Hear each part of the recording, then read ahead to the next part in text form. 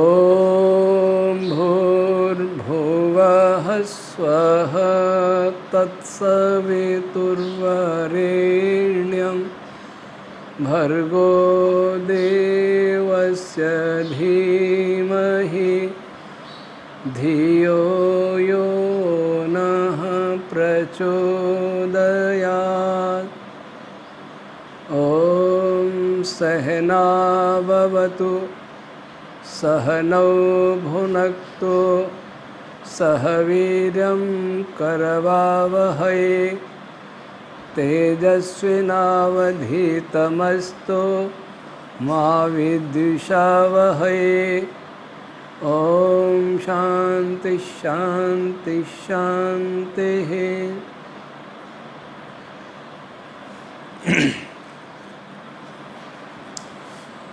कुछ श्रोता कमेंट करते हैं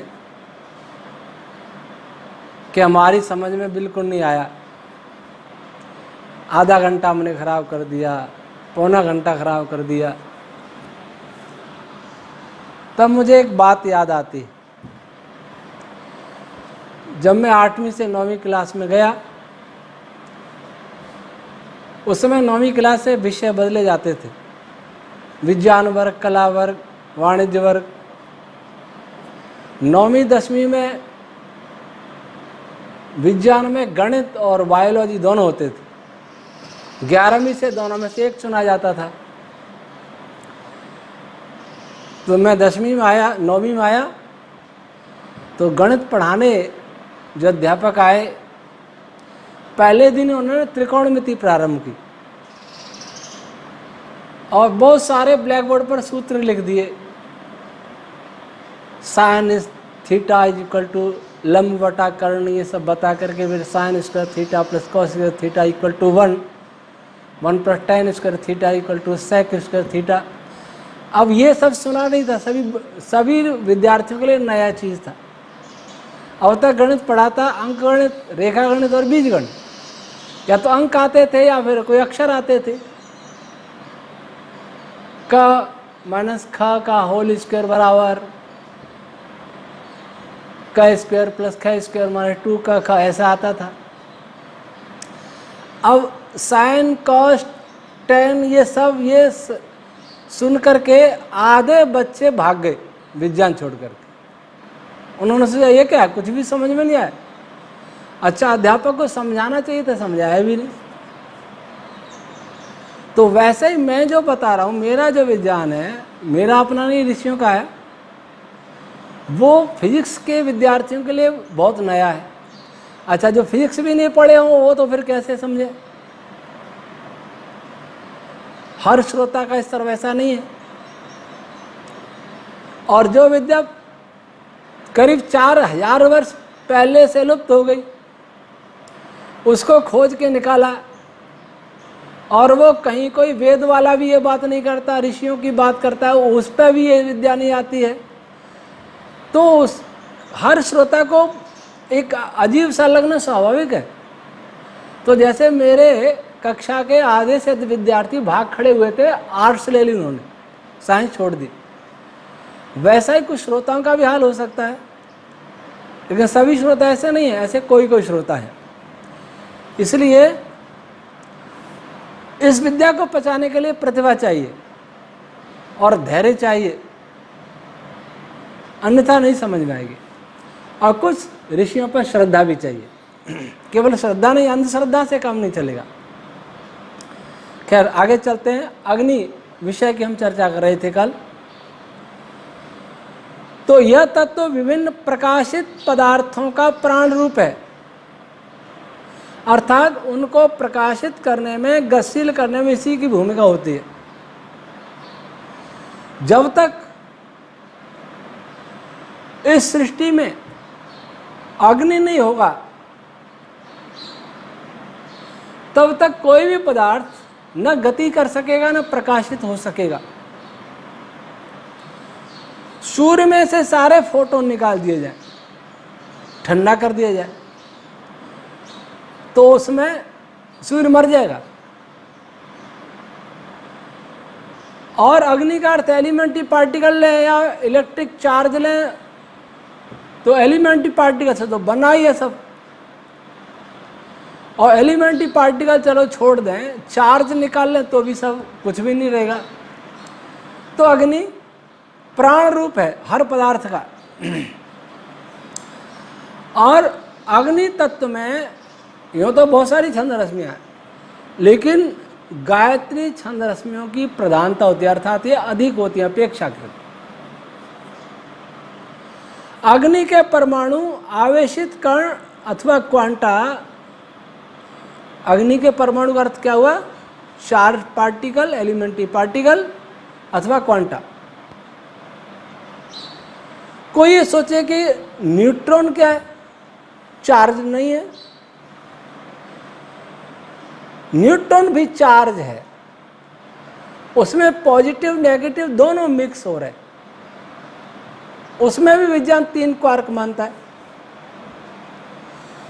तो विद्युत के 3 रूप हैं वैदिक फिजिक्स में, धन, ऋण और उदासीन।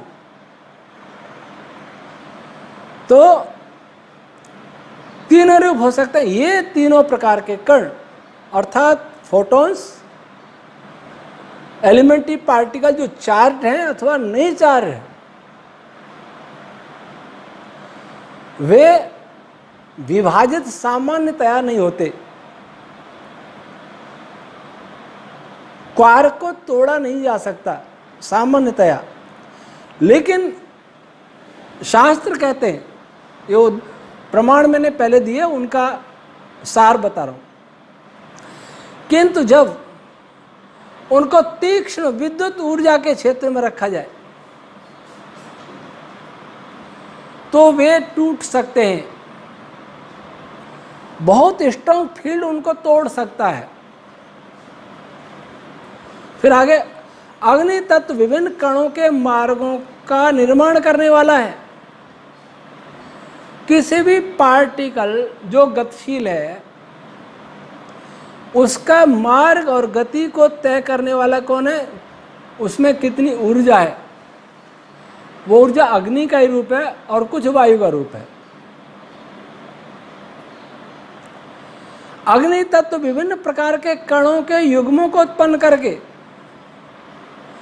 अग्नि तत्व विभिन्न पदार्थों को जोड़ करके नए नए पदार्थ बनाने वाला है।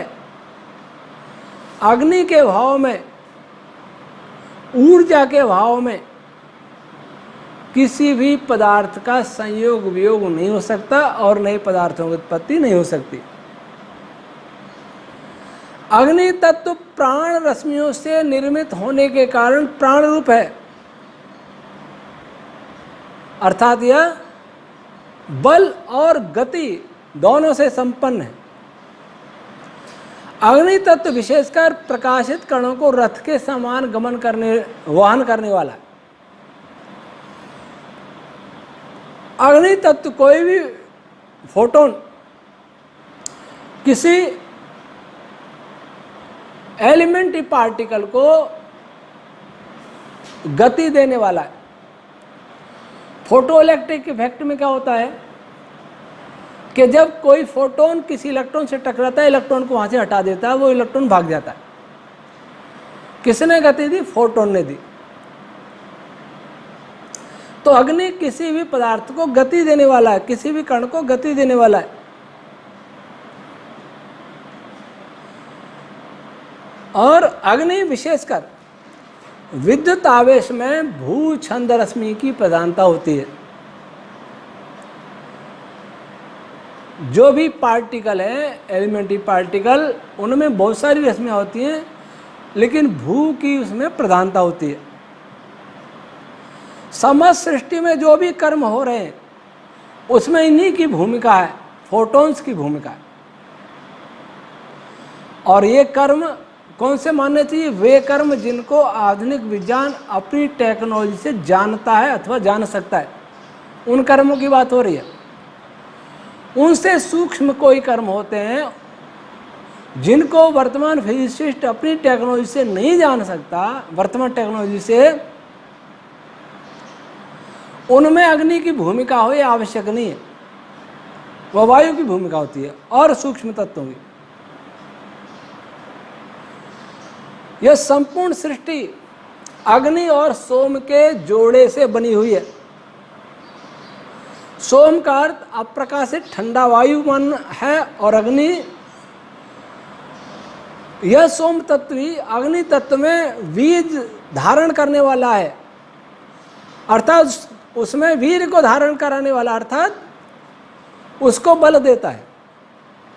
फोटोन को बल कहाँ से मिलता है? फोटोन में एनर्जी कहाँ से आती है? फोटोन किससे बना है? वायु से बना है। तो वायु ही उसको बल देता है। तो उस वायु को यहाँ सोम कहा है। तो सोम रश्मियाँ अग्नि में बल और तेज का संचार करती हैं, जिसके कारण अग्नि अर्थात एलिमेंट्री पार्टिकल फोटॉन्स अपने से स्थूल पदार्थों का निर्माण करने में समर्थ होते हैं। कौन से पदार्थ? विभिन्न आयनों का निर्माण करने में, एटम्स का निर्माण करने में, मॉलिक्यूल्स का निर्माण करने में समर्थ होते हैं, जब उनको वायु तत्व के द्वारा शक्ति बल दिया जाता है, एनर्जी दी जाती है। ये जो ऋषियों के प्रमाण दिए थे उसका सार संक्षेप हमने बताया। इन प्रमाणों से आपको ये मालूम पड़ गया होगा कि अग्नि तत्व विद्युत आवेश और विद्युत चुंबक तरंगों का रूप है, और वर्तमान भाषा में, वर्तमान विज्ञान में फोटोन और एलिमेंट्री पार्टिकल के विषय में जो भी फिजिक्स जानता है उससे हमने बहुत आगे की बातें इसमें बताई हैं। और भी इससे आगे का बहुत कुछ है, लेकिन वो हम नहीं बता रहे, वो एक अलग विषय है। लेकिन मूल रूप से ये है, ये पुस्तक में दे दिया तो हम इसको बता दिया आपको। इनमें बहुत सारी ऐसी बातें आई हैं जिसके विषय में वर्तमान फिजिक्स बिल्कुल अनभिज्ञ है। अब ऐतरेय ब्राह्मण का जो हमने भाष्य किया है, ये वेद विज्ञान आलोक जिसे पढ़ा रहे हैं, ये तो पाठकों को पता ही, अभी तक वो मूल ग्रंथ प्रारंभ नहीं हुआ है, ये उसका प्रीफेस चल रहा है, और प्रीफेस का 195वां पृष्ठ चल रहा है। 420 पेज है प्रीफेस में पृष्ठ। तो इस ग्रंथ में, वेद विज्ञान आलोक में जो मूल ग्रंथ है ऐतरेय ब्राह्मण का व्याख्यान, उसके आधार पर वो अग्नि के और गुण बताते हैं, अग्नि के विषय में कुछ और चर्चा करते हैं। पहला खंड, पहले खंड एक एक में से, जहाँ एक एक आएगा वहाँ से लिया है। विद्युत चुंबकीय तरंगों में अहंकार, मन, सूत्रात्मक वायु, प्राण, अपान, समान, उदान, व्यान, धनंजय रश्मियाँ सदैव संचयित होती रहती है प्रत्येक फोटोन में, प्रत्येक एलिमेंट्री पार्टिकल में। और वहीं क्या लिखा, इनमें प्रत्येक फोटोन एलिमेंट्री पार्टिकल में 8 गुण विद्यमान होते हैं। रूप, इनका कोई आकार होता है। दाह, इनमें ऊष्मा होती है। वेग, इनमें गति होती है। प्रकाश, इनमें प्रकाश होता है। ये धारण, होल्डिंग पावर होती है। छेदन, किसी में छेदने की शक्ति होती है, पेनेट्रेटिंग पावर। आकर्षण और प्रतिकर्षण।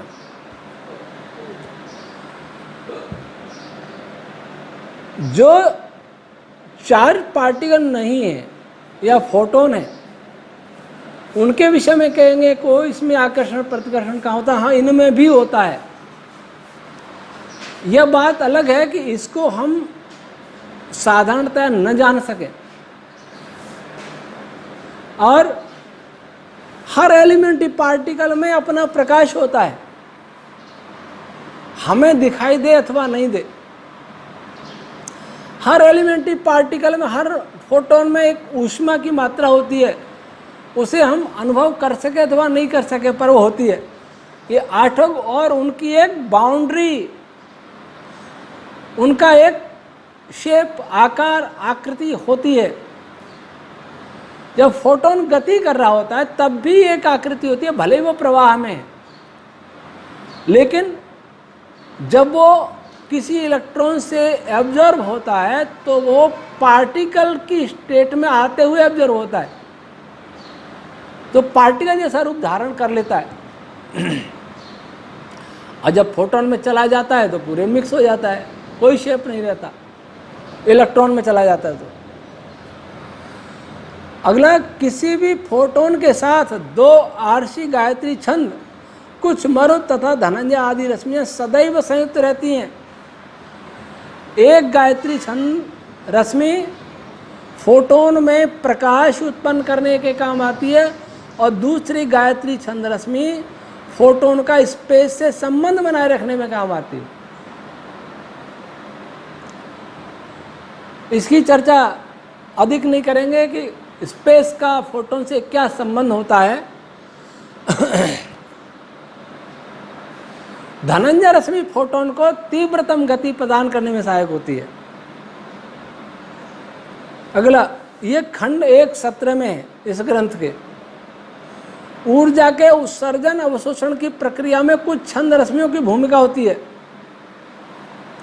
ऊर्जा सदैव, इलेक्ट्रोमैग्नेटिक वेव सदैव विकिरण प्रवाह रूप में गमन करती हैं, परंतु जब यह किसी कण से उत्सर्जित होती हैं अथवा किसी कण के द्वारा एब्जॉर्ब होती है, अवशोषित होती हैं, तब ये अपनी पार्टिकल स्टेट को प्राप्त करती हैं, पैकेट के रूप में प्रकट होती हैं। और इस रूपांतरण के लिए कौन जिम्मेदार है? एक त्रिष्टुप छंद रश्मि जिम्मेदार है, एक वेद मंत्र। प्रवाह रूप का तात्पर्य, जब फोटोन प्रवाह रूप में चल रहा होता है उसका तात्पर्य नहीं है कि उसमें कोई अलग अलग उसके अवयव नहीं होते, उसके भी अवयव होते हैं। वह बहुत सारी रश्मियों का पैकेट होता है। पैकेट उस समय बनता है जब इलेक्ट्रॉन से एब्जॉर्ब होता है इलेक्ट्रॉन के द्वारा, लेकिन वहाँ जैसे वो पैकेट खुला जैसा चलता है, जैसा माने कुछ हमारे पास धागे हैं, एक धागा को ऐसे करके बंडल बना दें, एक पैकेट हो गया, और एक धागे यूँ खुले, जैसे हमारे बाल खुले हुए, बड़े बालों खुले बिखरते हुए हवा में उड़ रहे हों, वैसा फोटोन आता है प्रवाह रूप में। लेकिन वही जब इलेक्ट्रॉन के द्वारा ऑब्जर्व होता है तो सिकुड़ के एक पैकेट में बंद हो जाता है, पैकेट के रूप में आ जाता है। ये खंड 2:20 में है। अगला, इस ब्रह्मांड में विद्युत चुम्बकीय तरंगों की भिन्न भिन्न आवृत्ति, उनकी फ्रीक्वेंसी किस पर निर्भर करती है? गामा रेज की फ्रीक्वेंसी सबसे ज़्यादा है, उससे कम एक्सरे की है, उससे कम अल्ट्रावायलेट की है, उससे कम विजिबल लाइट की है, उससे कम अल्ट्रावायलेट की है, उससे कम रेडियो की है। ये किसके कारण है?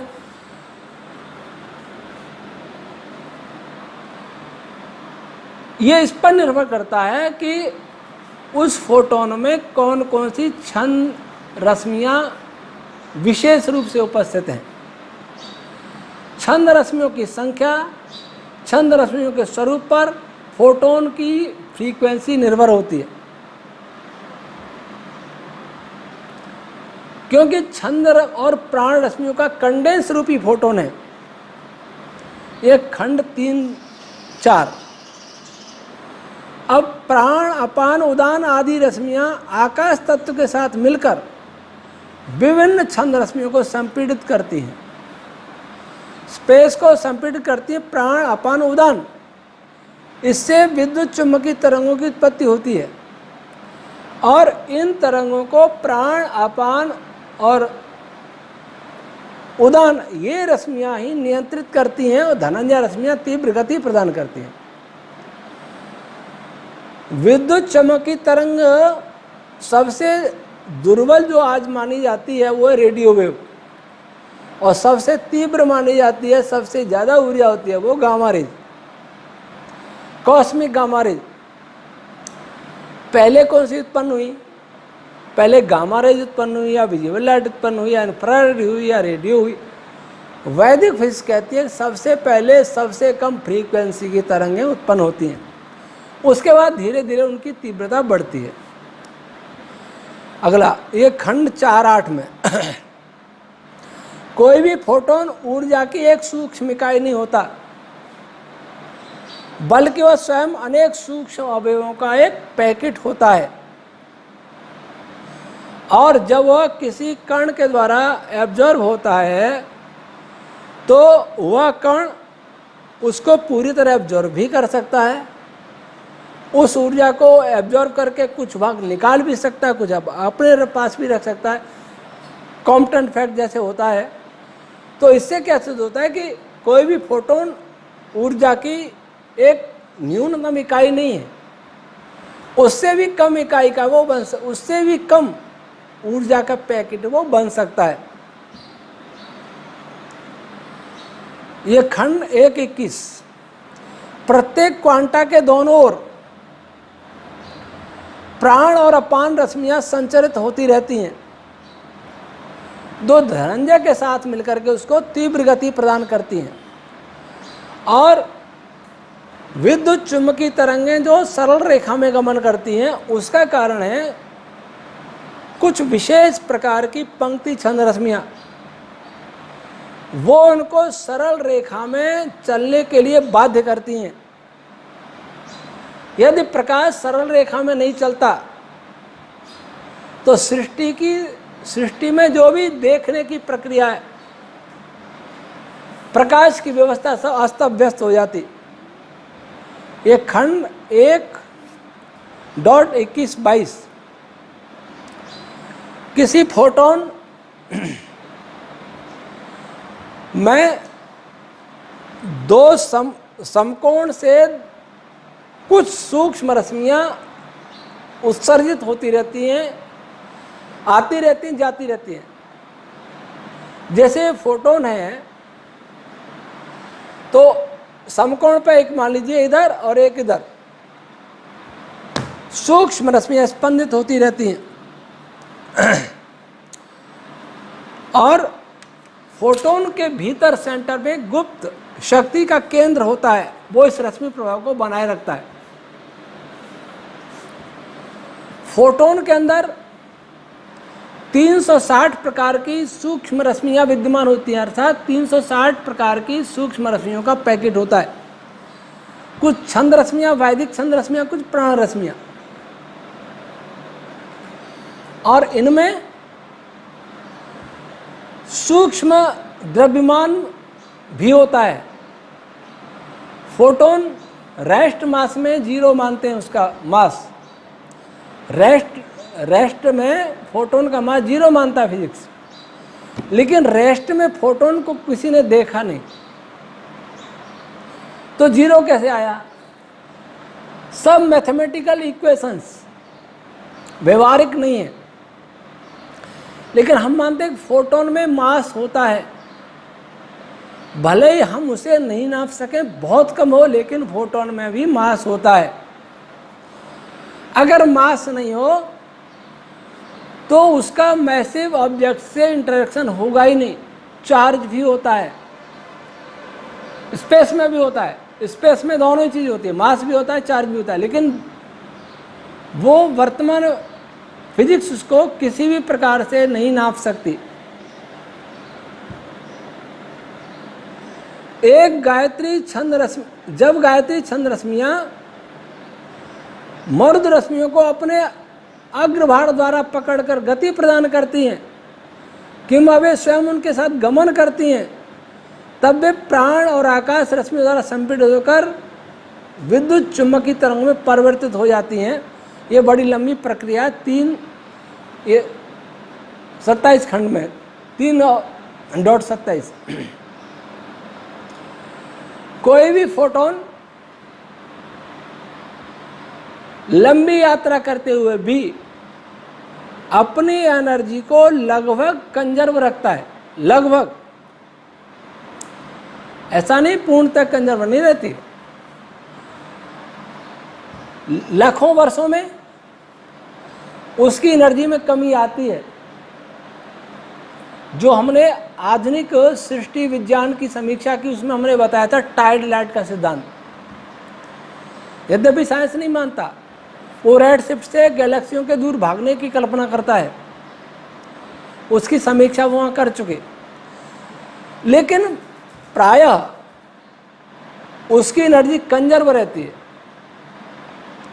ऐसा नहीं कि इलेक्ट्रॉन सूर्य के से बाहर निकला फोटोन तो उसके यहाँ तक आने में ऊर्जा बहुत कम हो गई, ऐसा नहीं होता। लेकिन हाँ, सूर्य के न्यूक्लियस से वह गामा रेज के रूप में निकला था, वो धीरे धीरे एब्जॉर्ब होते होते उसकी ऊर्जा लाइट के बराबर रहेगी, वह विजिबल लाइट के फॉर्म में आ गया। लेकिन वहां से निकला और यहां तक उसमें कोई कमी लगभग नहीं आएगी। ऐसा क्यों होता है? वो पैकेट है, प्रवाह के रूप में भी आता है। जैसा किसी के लंबे बाल हों,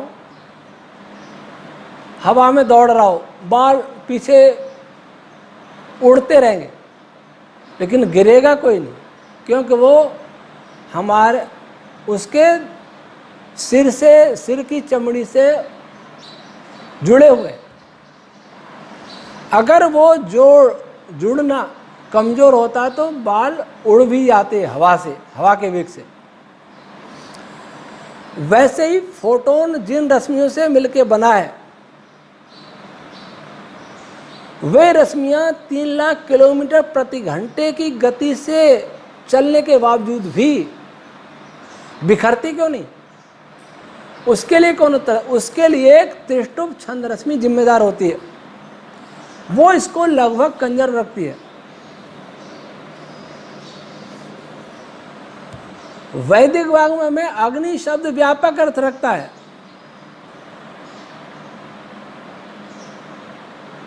इसका प्रकाश भी, ऊष्मा भी और विद्युत आदि विद्युत चमक की तरंग और इसमें भी और एलिमेंट्री पार्टिकल वो हमने बताया था। तो हमने यहाँ 19 बिंदु बताए अपने ग्रंथ के आधार पर कि फोटोन में ये गुण होते हैं। अब आज समय समाप्त होता है, शेष अग्नि की चर्चा हम कल करेंगे। ओम शम।